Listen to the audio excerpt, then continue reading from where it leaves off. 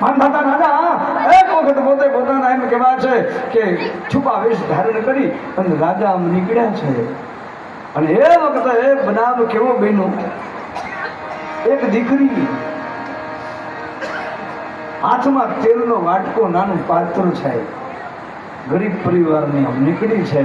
અને નીકળતા એમ કહેવાય કે ઠેસ આવી, દીકરી પડી ગઈ, તેલનો વાટકો અને તેલ ઢોળાઈ ગયું.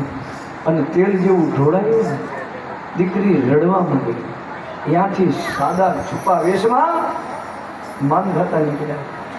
માનધાતાએ દીકરીના માથે હાથ મૂકી કીધું, બેટા બેટા કેમ રડે છે? દીકરી ઓળખતી નથી આ કોણ છે, ઓળખી નથી શકતી, છુપા વેશમાં છે. બાપુ મારું ગરીબ માણસ છે, બાપુ મારું તેલ ઢોળાઈ ગયું છે, હું ઘરે જઈશ ને તો મારી જનેતા મને મારશે.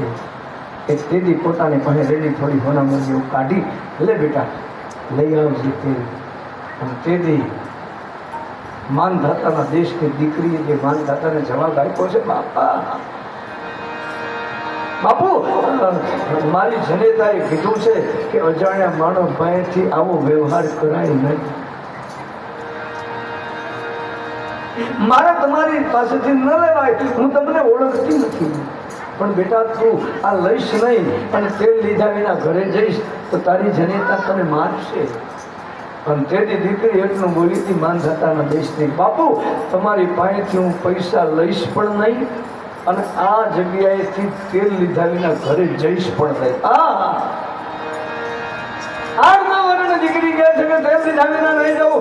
માનધાતાએ વિશ્વાસ કર્યો કે આટલી દીકરી કેવી રીતે કહે છે, બેટા તું શું કરીશ? બાપુ તમને ખબર નથી, હું માનધાતાના દેશની દીકરી છું.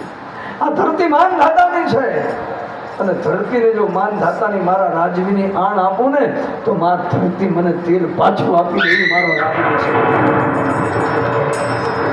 અને આટલી વાત કરીને પછી માનધાતાથી રહેવાનું નહીં, પોતે ઓઢેલો કામડો કાઢી દીકરીને તેડી લીધી અને તેડીને કેટલું બોલ્યા, બેટા હું માનધાતા હે બાપુ, હા.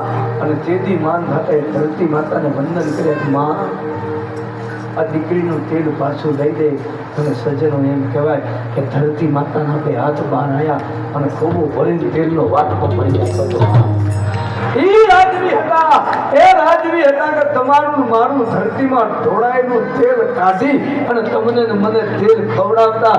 અત્યારે મારા દીકરા તમારું મારું ગાયોનું તેલ કાઢીને ગોચર વેચી અને ભેડી અને ગાયોની કતલેઆમ થાય, મારા દીકરા તેલ ખાવા હેઠા તમારું મારું તેલ કાઢી રહ્યા છે. ભગવાન અને ભગવતીને પ્રાર્થના કરીએ કે આપણા સત્તાધીશોને સદમતી મળે અને વેળામાં વહેલી તકે આપણી ગૌ માતા રાષ્ટ્ર માતા જાહેર થાય. ઓમ નમઃ શિવાય. કૃષ્ણ કનૈયા લાલ કી જય. વ્યાખ્યાન પૂરું થાય છે. ઓમ નમઃ શિવાય. ચાલો આરતી.